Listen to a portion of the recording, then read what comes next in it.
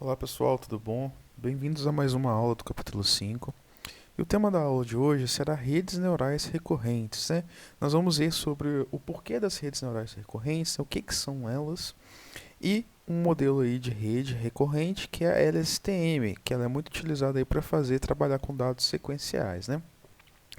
E o que a gente precisa saber, a princípio, é o que são dados sequenciais, né? São dados que possuem uma ordem natural, né? Uma série temporal é um dado sequencial, né? Igual a gente já viu, que a gente tem uma ordem natural que as coisas acontecem, né?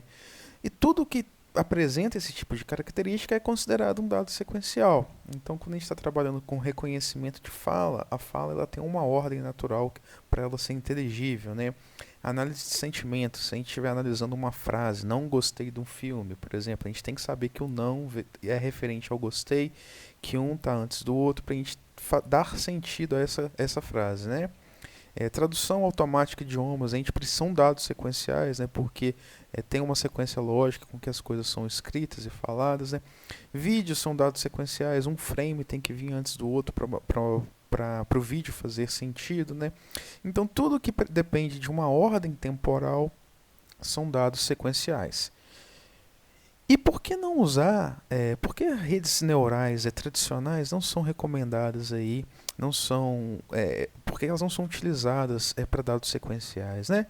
Porque o primeiro ponto aí que eu gostaria de destacar, né? Porque dados sequenciais podem ter tamanhos diversos, né? Podem ter tamanhos diferentes. Então, como a gente está trabalhando, por exemplo, com tradução de texto, né? Tradução de texto a gente não sabe qual que é o tamanho do texto que vai vir, né? Na rede neural tradicional, se vocês lembrarem, a gente precisa definir sempre, tá certinho lá o dimensionamento da nossa rede. Ela não suporta esses tipos de tamanhos diferentes, né? De tamanhos diversos. Então esse é um dos primeiros pontos aí pelo qual a gente, porque redes neurais tradicionais não são utilizadas para dados sequenciais, né? E um outro ponto aí que é muito importante também é por causa do compartilhamento de regras aprendidas em diferentes posições da sequência. Isso é muito importante, né? A gente vai mostrar ali mais para frente alguns exemplos. Mas uma coisa que a gente aprendeu, por exemplo, se a gente estivesse trabalhando com um problema de tradução, um problema aí de qualquer análise de sentimento, né? Se a gente visse, por exemplo, que se a gente tivesse que determinar qual que é o sujeito relativo a um determinado verbo, então a gente precisa ter essas informações que são características de sequências, né? Se a gente conseguisse, por exemplo, se a gente estivesse analisando uma série temporal para capturar uma questão de sazonalidade, de algum efeito de longo termo, a gente precisa aprender essas relações aí que são intrínsecas, né, à nossa série, né? E as redes neurais tradicionais, sem um pré-processamento, sem algum trabalho, elas não conseguem fazer esse tipo de, não conseguem inferir esse tipo de comportamento por si só, né? E o que são redes neurais recorrentes, né? Esse aqui uma ilustração, né? É um diagrama representando uma rede neural recorrente. Ela tem esse tipo de representação, ela tem um tipo de entrada aqui para o dado num instante de tempo t, que alimenta aqui uma unidade de processamento, e essa unidade de processamento ela se retroalimenta. Então, por isso que é o nome recorrente, né? E ela tem uma saída aqui também intermediária h de t. Quando a gente expande isso aqui em diversos aqui, nós de processamento, a gente vai ter aqui um para cada instante aqui de tempo, que vai ser o tamanho da nossa sequência, né? E ele vai fazer algum tipo de processamento aqui, algum tipo de processamento, melhor dizendo aqui, e vai transmitir a informação aprendida aqui para os instantes sucessivos, né? E cada um desses nós de processamento aqui tem uma saída aqui intermediária relativa aqui ao instante que ele está analisando, né? E o que é uma rede recorrente, né? Uma rede recorrente a gente já viu que ela faz esse tipo de coisa aqui, mas as redes RNNs tradicionais, né, que são redes neurais recorrentes, que elas possuem esse tipo de estrutura aqui, mas a unidade de processamento delas aqui, a forma com que elas estão estruturadas, elas têm um problema que chama de memória curta. O que é memória curta? Né? Que são informações que foram aprendidas lá no início, por exemplo, de uma determinada sequência, elas acabam se perdendo se a sequência for muito longa. Então vamos supor que a gente estivesse trabalhando aqui com tradução de texto, com alguma coisa nesse sentido. Esse aqui é um exemplo aqui para contrapor. Vamos supor que a gente tivesse aqui, se a gente tivesse que determinar qual que é a próxima palavra aqui da sequência, né? E a gente leu lá no início, lá a nossa rede leu que como é que a frase começa com o cachorro. Tem uma sequência longa aqui e aqui é é. A gente sabe que porque está no singular vai ser é. Mas se fosse os cachorros, tem uma sequência de texto longa aqui. A rede neural recorrente tradicional, ela poderia vir a perder esse tipo de informação aqui, perder a informação se ela deve usar o plural, se ela deve usar o singular e assim sucessivamente, né? Esse aqui é um tipo de exemplo aqui para tradução que ele é fácil de ser entendido e ele é um problema dessas redes neurais recorrentes tradicionais, né? Apesar delas serem melhores do que as redes neurais as MLPs, que a gente já viu, as redes neurais recorrentes, elas superam as MLPs, mas elas também têm esse problema de memória curta. Informações de longo prazo podem vir a ser perdidas. E como é que a gente vai contornar isso, né?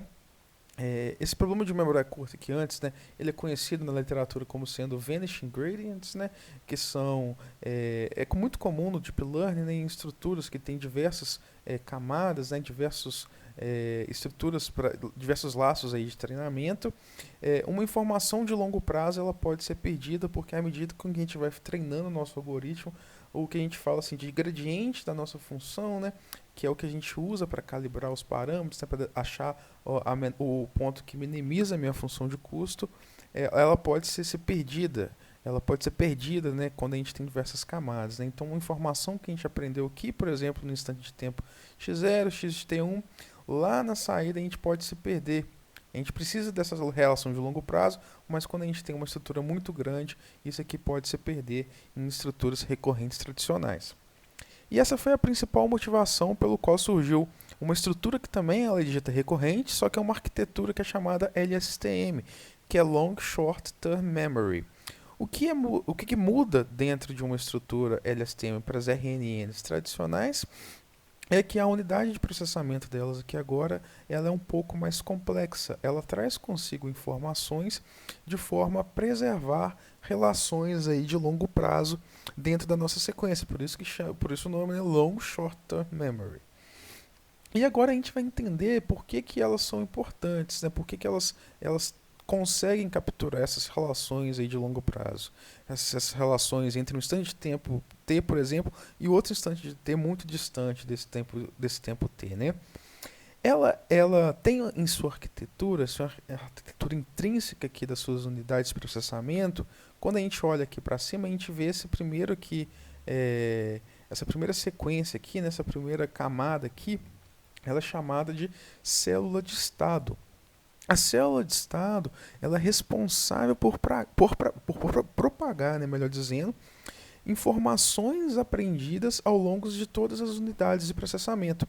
Então ela carrega consigo aqui o que ela aprendeu aqui lá na célula, aqui na unidade T-1 e vai até a T e assim sucessivamente. Então essa parte aqui de cima ela percorre todas as unidades aqui de processamento, trazendo consigo e fazendo com que informações elas sejam propagadas, informações importantes continuem sendo propagadas e não se percam.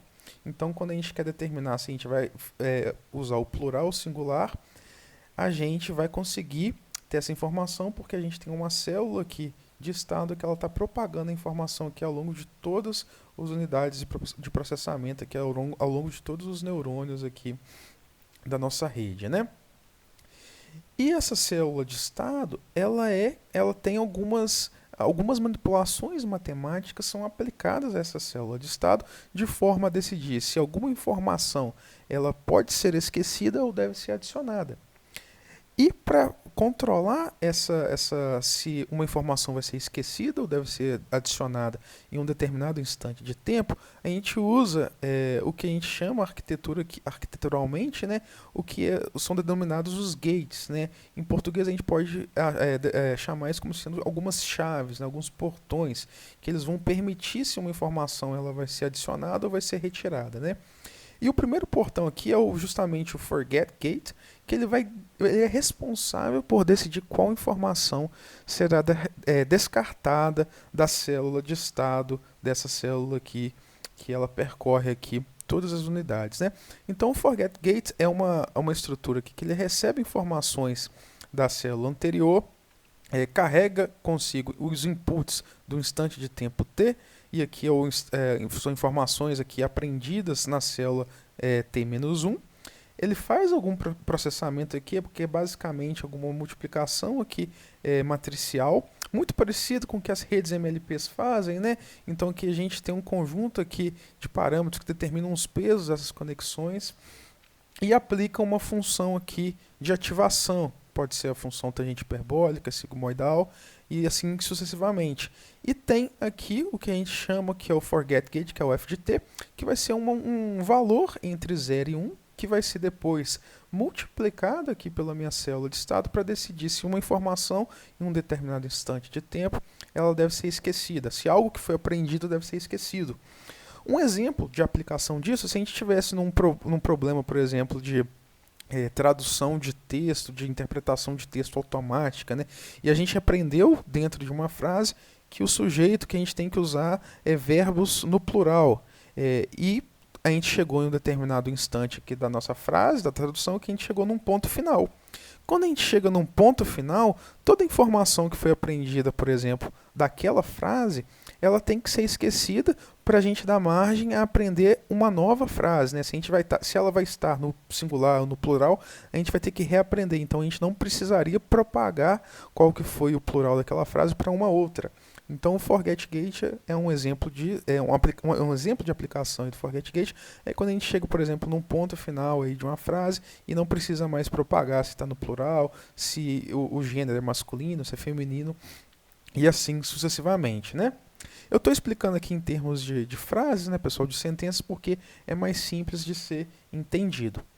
E o input gate, ao contrário do forget, é algo que vai decidir se alguma informação ela vai ser atualizada ou se ela vai ser adicionada à nossa célula de estado, né?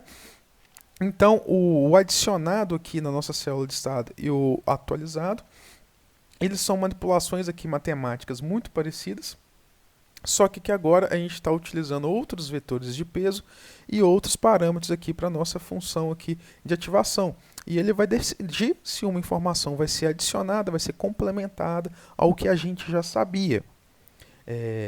E a célula de estado, que é a célula que é importante aí na LSTM, né, que é ela que propaga informações aí de longo prazo, ela é então atualizada de forma com que informações passadas elas sejam esquecidas ou não, e esse esquecimento ou não é controlado pelo nosso forget gate, mas né, algumas informações que vão ser atualizadas ou adicionadas aqui pela nossa célula de input gate, que a gente viu aqui como que ela é.